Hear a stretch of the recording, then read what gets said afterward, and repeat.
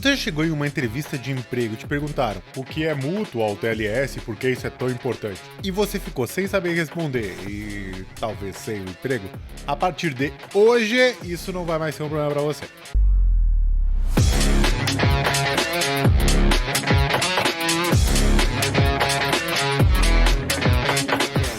E aí, champs, beleza? Eu sou o Ben Yuri e esse é o Guia de AppSec e hoje nós vamos aprender como funciona o Mutual TLS, ou seja, como garantir mais uma camada, digamos, de segurança na nossa comunicação entre serviços terceiros. Primeiro, nós vamos entender o conceito para que você saiba o que, o porquê e o como. Depois disso, nós vamos entender os riscos que existem nas abordagens tradicionais. E no final, nós vamos ver na prática, em código, utilizando Node.js e OpenSSL, como que funciona isso tudo. Nós vamos criar certificados autoassinados, e assim você não precisa comprar um domínio, nada assim. E vamos rodar tudo isso em localhost, assim você pode testar, inclusive na sua máquina. Temos aqui duas empresas, a empresa de Alice e a empresa de Bob. Ambas possuem serviços que vão interagir entre si. Tanto Alice vai fazer requisições para as APIs da empresa de Bob, quanto a empresa de Bob vai fazer requisições para as APIs da empresa de Alice. E o que é muito comum? Alice pode entregar para a empresa de Bob uma API Key e comentar que sempre que Bob quiser fazer requisições para suas APIs, ele pode utilizar aquela API Key. O mesmo faz Bob. Bob entrega uma API Key das suas APIs para Alice e todos os requests que a Alice for fazer, passa essa API Key junto. Essa estratégia ela é normal no mundo corporativo, mas ela funciona extremamente bem quando a gente não conhece os usuários que podem ser ou eles crescem à medida do tempo. Por exemplo, quero consumir uma API do GitHub. Poxa, do nada eu vou gerar um token, né, de acesso a essa API e vou poder consumi-la. Então usuários vão aparecendo, consumidores dessas APIs vão aparecendo. E isso funciona extremamente bem. Já é um pouco diferente quando a gente fala de comunicação entre serviços terceiros, digamos assim, dentro do mundo corporativo. Por exemplo, se a sua empresa depende de um serviço de envio de e-mail, depende de um serviço de emissão de boletos, de faturas, etc.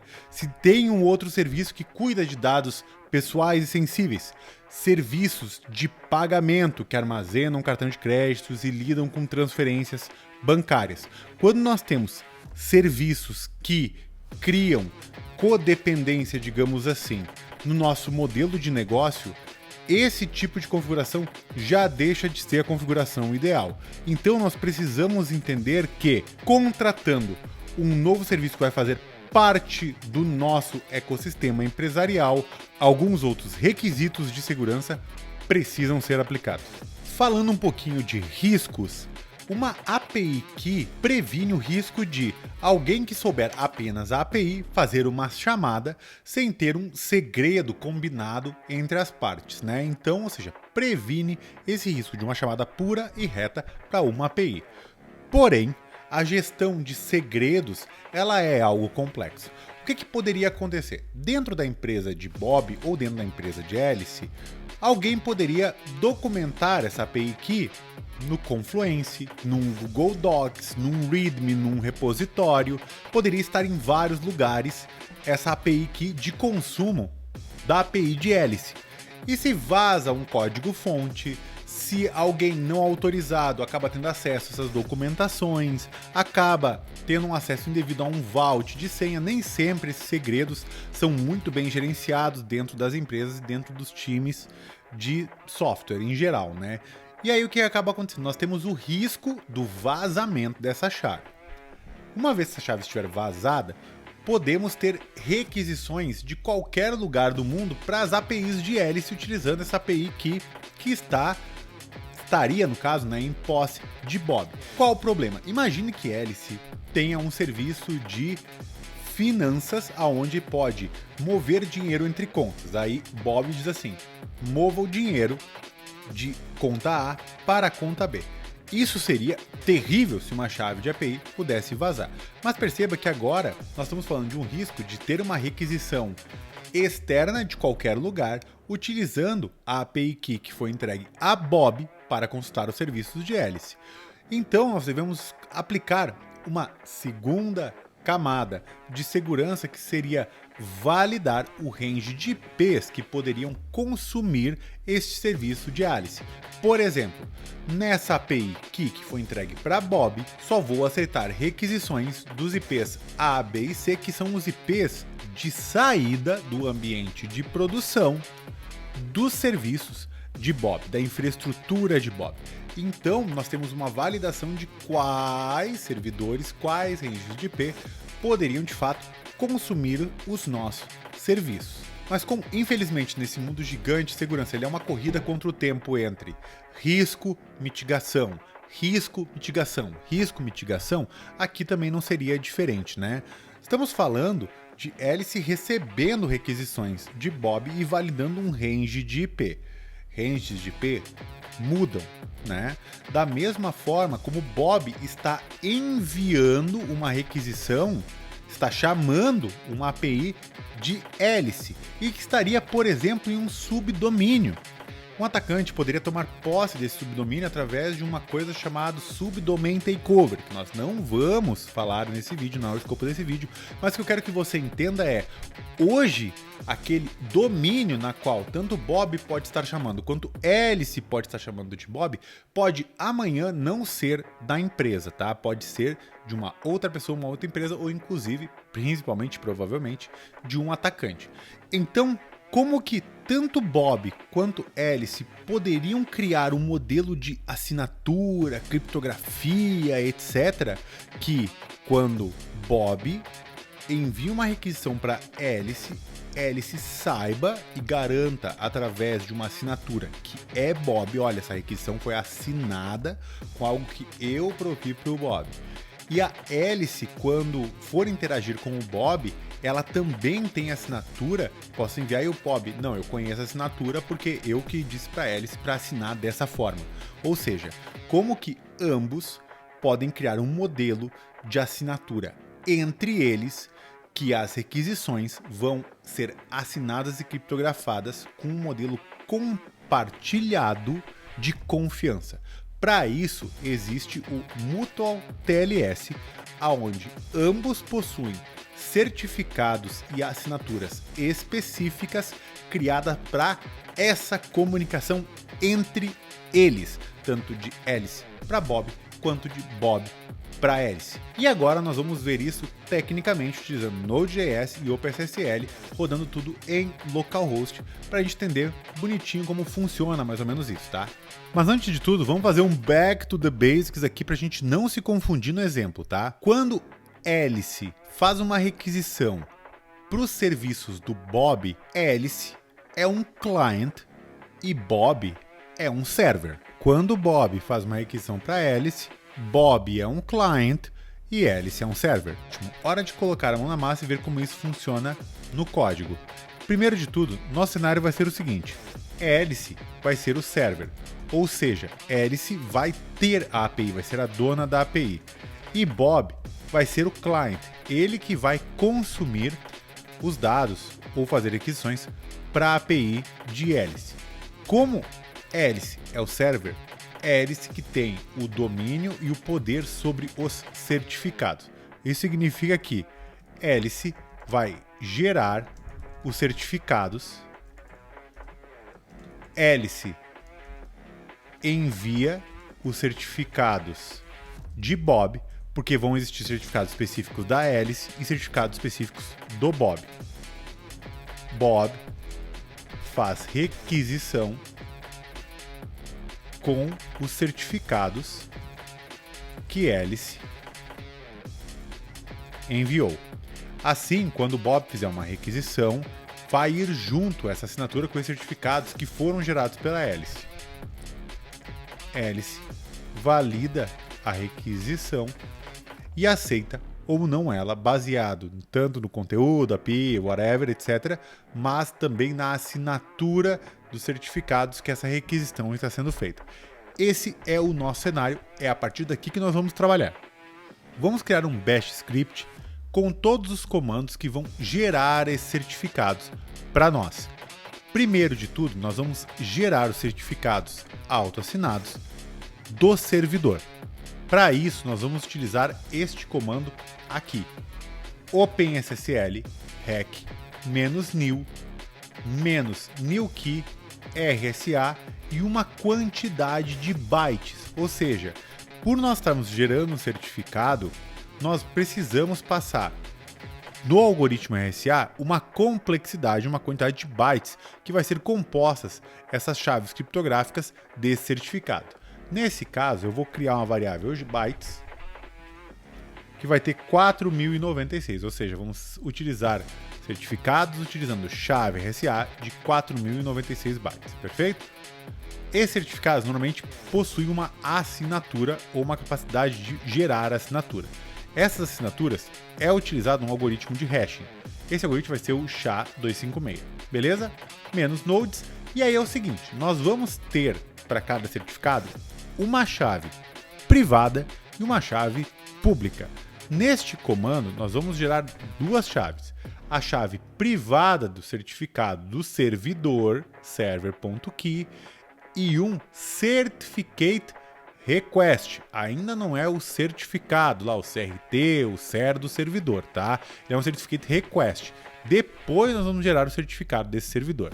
E aí nós estamos colocando uma pequena configuraçãozinha aqui, dizendo que esse certificado vai funcionar em localhost, tá? Porque no nosso laboratório, como nós estamos executando tudo em localhost, nós vamos precisar fazer algumas configuraçõezinhas a mais, que normalmente em certificados produtivos nós não precisamos fazer, tá? Beleza, temos aqui o comando que vai gerar o certificado do servidor. Lembra que nós vamos gerar uma série de certificados, vamos enviar para o Bob, dizer assim, ó, Bob, se tu quiser fazer requisições aqui, tu vai ter que usar esses certificados aqui. Show de bola. É isso que vamos fazer agora, vamos gerar os certificados do Bob, que são os certificados do client. O comando é idêntico, com a diferença que agora estamos gerando o arquivo client.key e client.csr, tá? E não mais server. Beleza? Ok. Olha só, nós temos certificados dos dois lados, né? Certificado do lado do server, certificado do lado do client. Existe algo que precisa ser feito aqui, que é criar um elo de confiança entre estes certificados. Este elo de confiança é gerado por uma coisa que nós chamamos de Certificate Authority, ou CA. Quando você está navegando na web e tal e acessa um site que tem HTTPS, você vai lá buscar o certificado desse site específico. E aí, esse site vai ter a assinatura de uma entidade certificadora, que é quando você compra um certificado digital, por exemplo, tem uma empresa que vende ele, que é uma entidade certificadora, né? Beleza.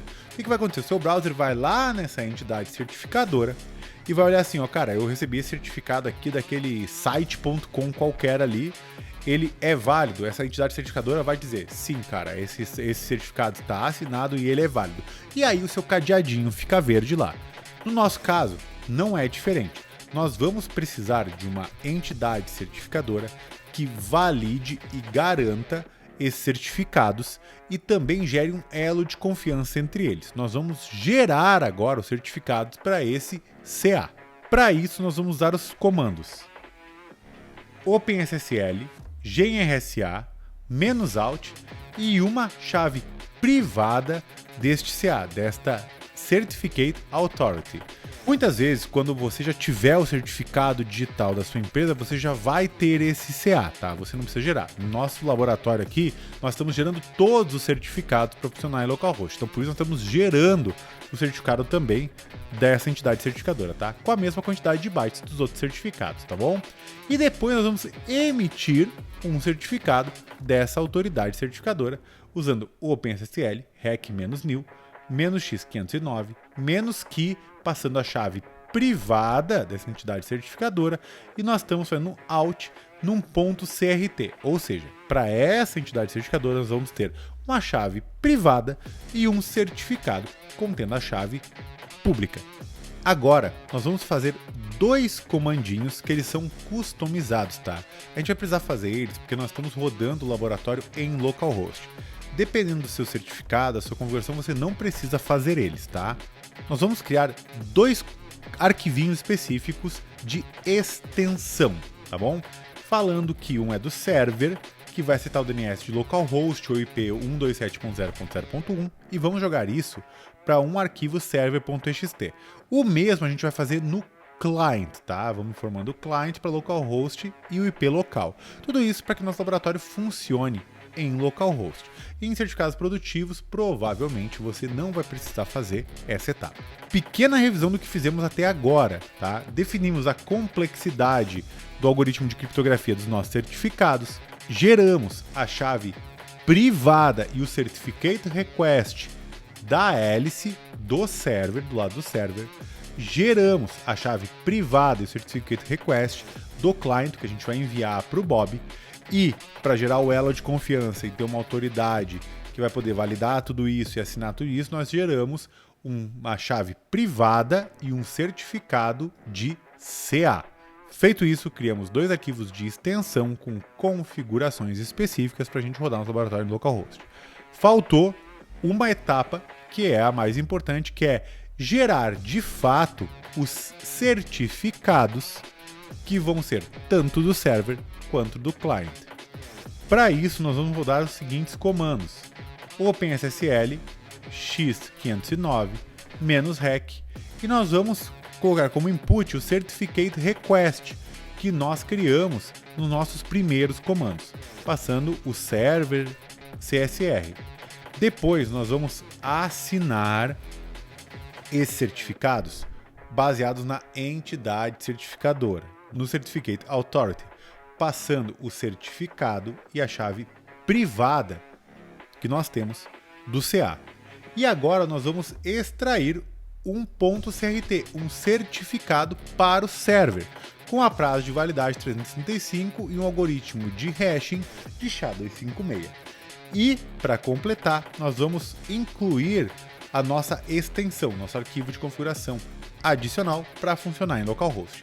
O mesmo vai ser feito para o client, passando o client certificate request, passando a mesma entidade certificadora, tanto a private quanto certificado, e gerando o certificado do client das mesmas configurações com a extensão também.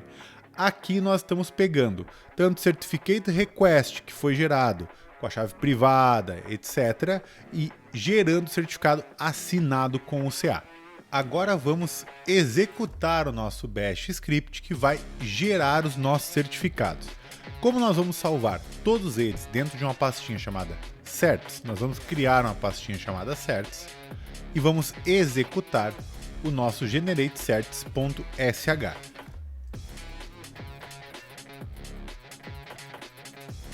Vai acontecer bastante coisa na geração desse certificado, mas você vai precisar colocar algumas informações. Essas informações são para o CA, para o Certificate Authority. Ele vai te pedir o país com 2 letras, o estado que você está naquele país, uma cidade que você está naquele país, qual que é o nome da sua organização. Nesse caso, nós estamos gerando certificado para Hélice, né? Então vai ser Hélice Corp. Qual que é a unidade de negócio? Cara, não precisa colocar nada aqui para esse teste. Qual o common name? Hélice Corp, né? E aí, qual que vai ser o e-mail? Vai ser contato@hélice.com. Ótimo. Os nossos certificados estão gerados e são vários certificados. Se nós olharmos na pastinha certs, nós vamos ter um monte. Nós vamos ter 3 arquivos para o CA. Os mais importantes são o key e o CRT, tá? Que é a chave privada e o certificado que nós vamos utilizar no nosso exemplo. Para o client, nós vamos ter o certificado, nós vamos ter o certificate request que nós geramos, aquela extensãozinha que a gente inclui no certificado e a chave privada do client. E esses mesmos 4 existem para o server. Temos o certificado do server, aquele certificate request que nós utilizamos, o arquivo de extensão e a chave privada do server. E aqui é muito importante. O que a hélice precisa enviar para a Bob é o client CRT, o client key e o ca.crt. Estes 3 arquivos que precisam ir pro Bob. Nenhum outro mais precisa. A chave privada de CA, porque esse é o CA da hélice, tem que ficar em segredo, em sigilo absoluto. A chave privada do client tem que ficar em segredo absoluto. Não é porque nós estamos entregando para Bob que outras pessoas precisam saber. E o server.key, que são todas as chaves privadas, tem que ficar em segredo absoluto. E tá na hora, bora falar de código. Nós vamos subir uma API para a hélice em primeiro lugar e depois vamos fazer a requisição do lado do Bob. No servidor da hélice, nós vamos importar 2 módulos. O de HTTPS e não de HTTP, porque eu estou falando de uma requisição segura com certificados digitais, e o módulo FS para ler alguns arquivos. Pulando para a linha 12, nós estamos criando este servidor, na qual ele vai estar escrito na porta 443 e nas requisições ele vai responder com header 200 e um conteúdo guia de AppSec. Esse servidor vai precisar de algumas configurações, de algumas options, que nós vamos descrever aqui. E essas options vão conter os seguintes dados. Primeiro, como todo servidor de HTTPS, você precisa ter uma chave privada e uma chave pública, ou no caso, um certificado que tenha a chave pública. Esses são os 2 requisitos mínimos. Nós estamos passando a chave privada, que foi o server.key que nós geramos, e o certificado do servidor da hélice, que é o server.crt, beleza? Mas nós vamos passar um terceiro parâmetro, um terceiro certificado, que é o CA, passando aquele ca.crt que nós geramos. 2 configurações adicionais, que é sempre pedir o certificado e rejeitar tudo que tiver unauthorized, tá? Agora, olhando a parte do client, a hélice já foi lá, pegou aqueles arquivos que a gente estava comentando de certificado e já mandou para o Bob, tá? Na outra empresa. Aí o Bob agora vai precisar criar uma funcionalidade que vai fazer um request para o servidor da hélice. Então ele vai importar o HTTPS, estou vendo uma requisição HTTPS, e o módulo FS para ler alguns arquivos. Pulando para a linha 15, nós vamos fazer uma request para a API da hélice, né? E vamos logar o status code e a resposta daquilo ali. Essa request vai ser a seguinte: nós vamos pegar o hostname, que é localhost nesse caso para o nosso laboratório, mas poderia, por exemplo, ser o api.hélice.com.br, né? Digamos assim. Qual porta? Porta 443. Qual path? É um barra usuários, barra faturas, whatever, tá? No path barra na raiz.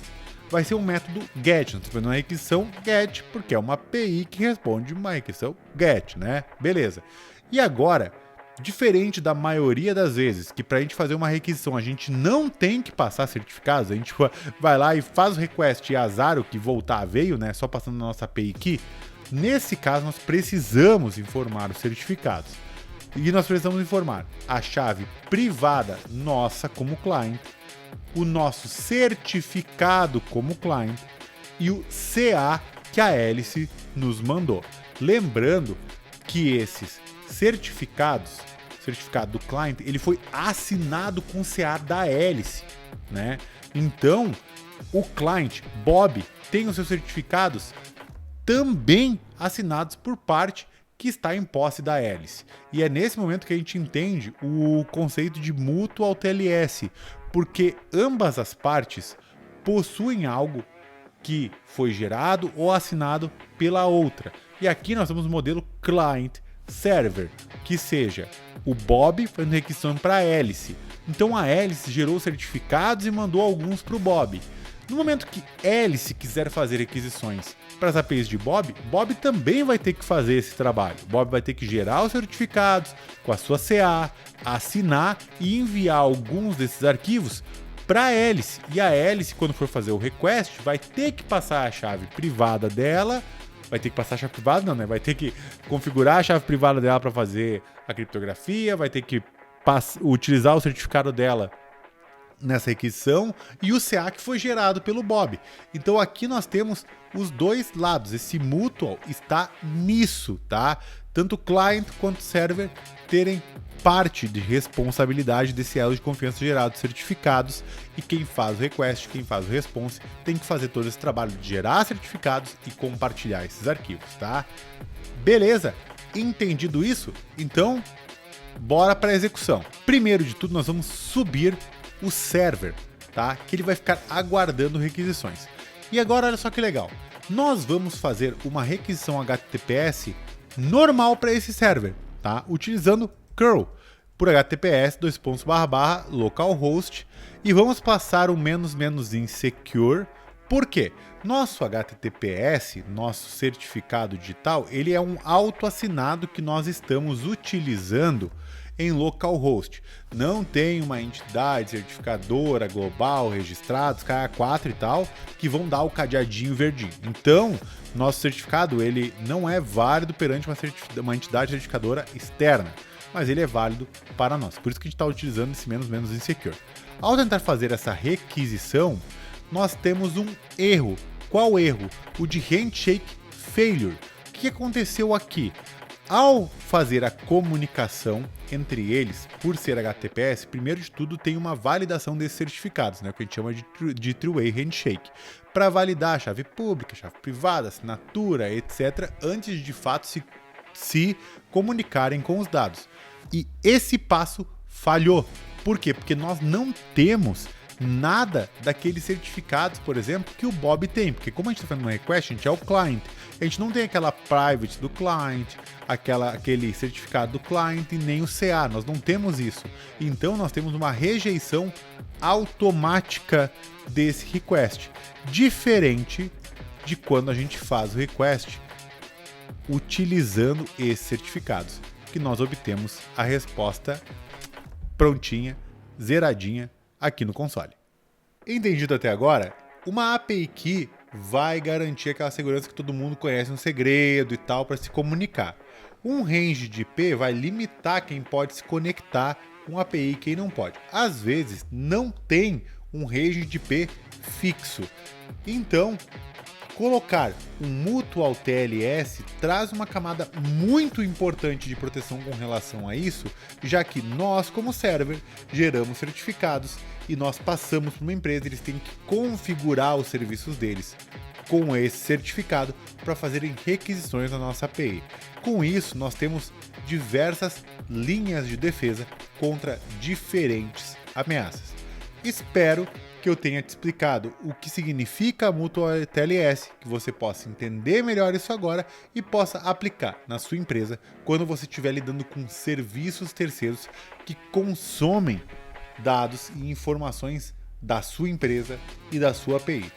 Não se esqueça de dar o like nesse vídeo, se inscrever no canal e recomendar ele para outras pessoas se você achou ele relevante. Qualquer dúvida, sugestão, crítica ou correções mesmo, por favor, deixe nos comentários e quem sabe isso vira uma recomendação para um próximo vídeo.